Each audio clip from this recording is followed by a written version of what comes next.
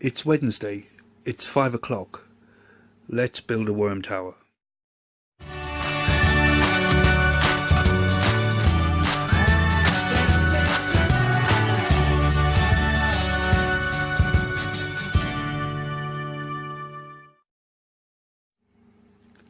My system is sold as a 3-tray system, which means I have 5 trays, one used as a base and one as a sump. So you can see the 5 trays there. There's also 2 roof shaped pieces, but one of them is actually the piece that fits inside of the sump. It's clever design because it's the same piece of moulding that does the roof and the sump. There is a better look at the tray on the top with the hole for the sump, but that tray has a grid the same as the other trays, so you could use it as a tray if you wanted to. So you get the 5 trays in a 3-tray system, your 2 roof shaped pieces of plastic, you'll get a spigot on the left, and you get 2 bolts and 2 butterfly nuts. So that's the components of the 3-tray bin. So the first thing to do is to assemble the base. Now, if you weren't actually going to put the sump standing on one of the trays, which is the way they sell this kit, you'd actually have 4 trays that you could use for composting. If you're going to stand the sump tray directly on the ground or on a shelf in a garage or whatever. So I'm just going to assemble this using one of the trays as a base. So turn it upside down. They're all the same size, they're all square. Taper in from the top towards the bottom, so you can see how that lines up there. You're going to stand your sump tray on top of one of the normal trays.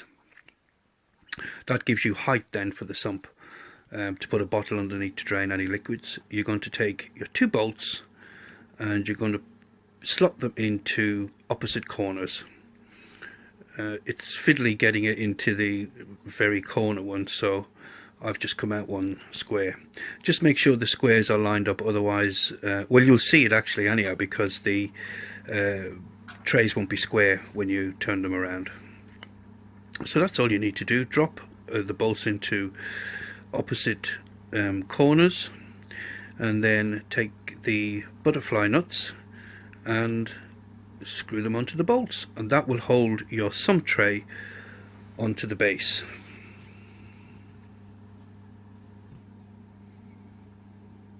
As I say, you can actually skip this part if you're going to stand the sump tray directly onto the ground, and you can have yourself a free extra composting tray. I think they charge £10 or £12 for these trays if you want to buy additional trays, which, because in my head I still live in the 1960s and prices are still fixed in the 1960s, £10 for a piece of plastic, it's $14–15. It seems a phenomenal amount of money to me, but that's just me.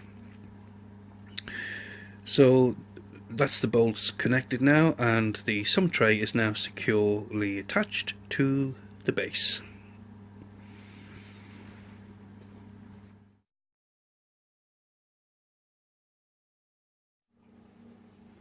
Just have a quick look around the outside to make sure all the sides are flush, and now we're going to get our tap and we're going to fit that into the hole in the sump. So that's the roof shaped piece with the hole.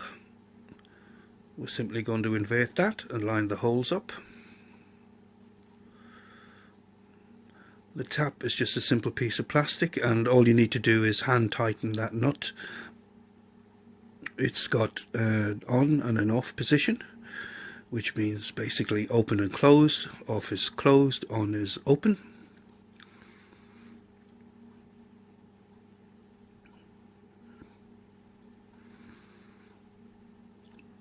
You can see it open there.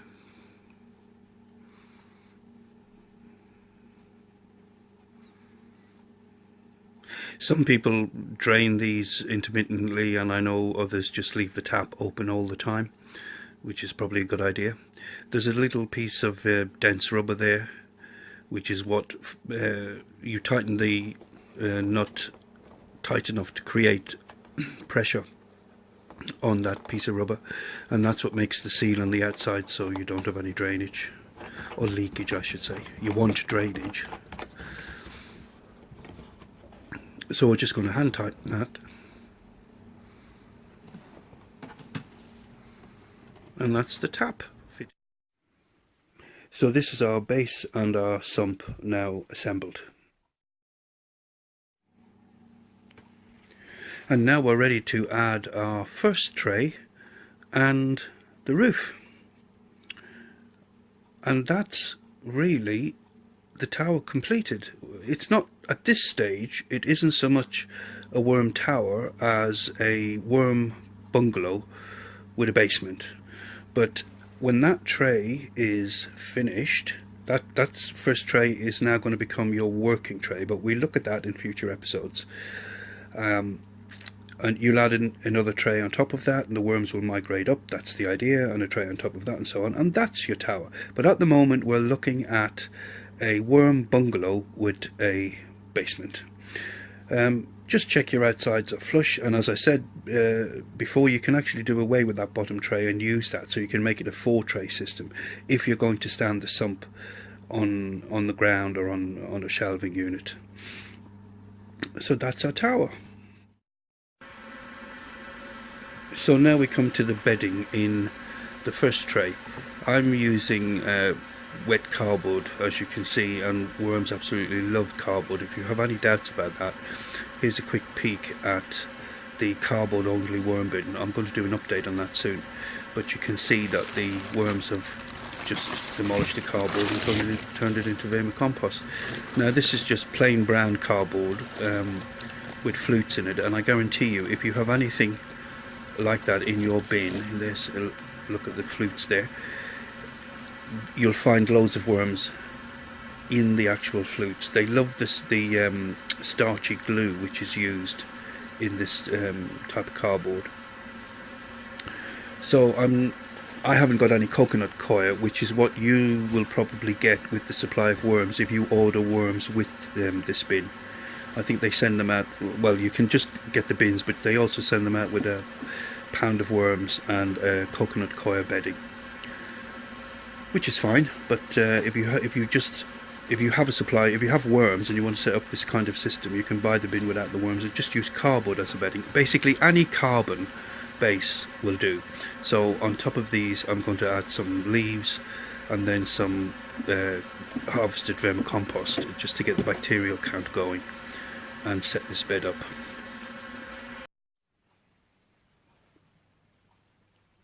These leaves are a bit crunchy and a bit on the dry side, as you can hear, so once I've got all this finished, I'll give this another little wet down, because it's going to sit there for 2 weeks anyhow. Now this is a bin of vermicompost which I harvested a couple of weeks ago. I got most of the worms out of it, but as always, there's always worms that you miss, or tiny little worms which will get bigger over the couple of weeks. I'm just adding this some of this a few handfuls of it, onto the leaves and the cardboard, and that's just to get the bacterial count going, give the bin the bed a little bit of a boost, and also it's an environment the worms are familiar with,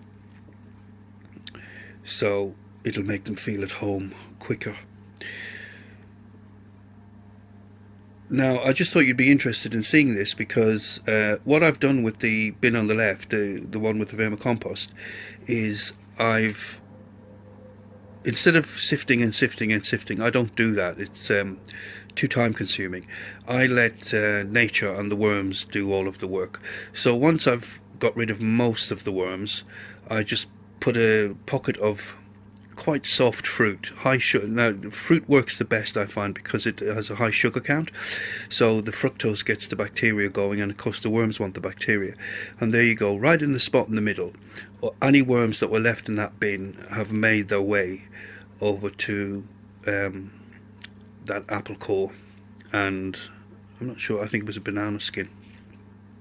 Sorry about the steam in the front. It's actually colder than what I thought, and as I was talking, or as I was filming this, there was a lot of steam coming out. But you can see, yeah, most of the worms now in this bin have made their way into the middle. So that just makes it very easy to remove those worms.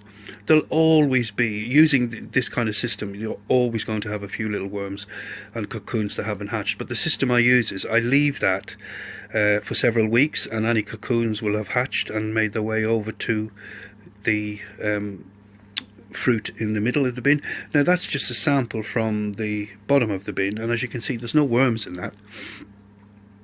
And I'll take a sample from further up towards the top of the bin, and you can see there's no worms in that either.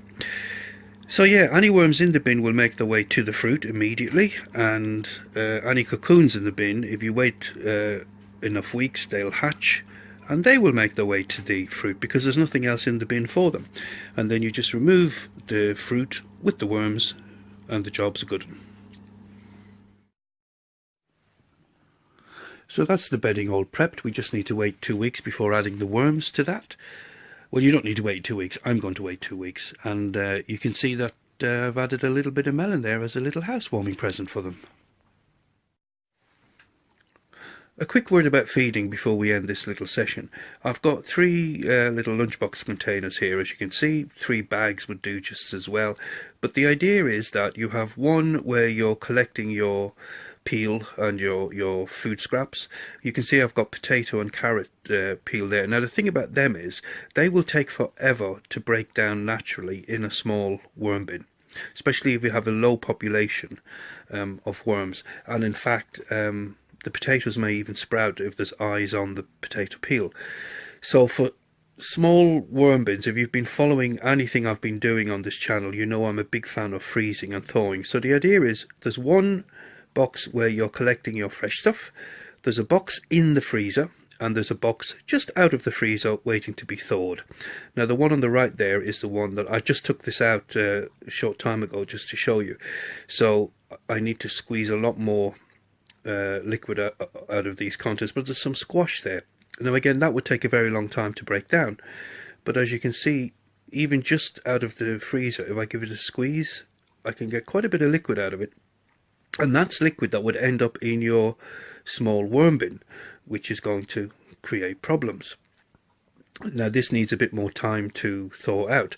So the idea is I will empty that box, that food stuff will go into one of the worm bins. It won't go into the one we've just set up, that's too much food to start with. But that will give me an empty box, which then becomes the box that I'm filling with fresh vegetable peel. The one which was the fresh vegetable peel goes into the freezer to freeze, and the one that was in the freezer comes out of the freezer to thaw. So you've got a little cycle going, and I just find that a very effective way to manage the feeding of a small worm bin. So that's our worm bungalow setup, soon to become a worm tower. I hope if you're thinking about getting this type of system you found that useful or interesting. If you have this type of system, I'd love to hear from you, because I think a little bit down the road we're going to hit problems with this. There's some issues that I've mentioned in the introduction. Hello and welcome to all the new subscribers. Thanks for watching as always, and I'll update this series in 2 weeks' time. See you then.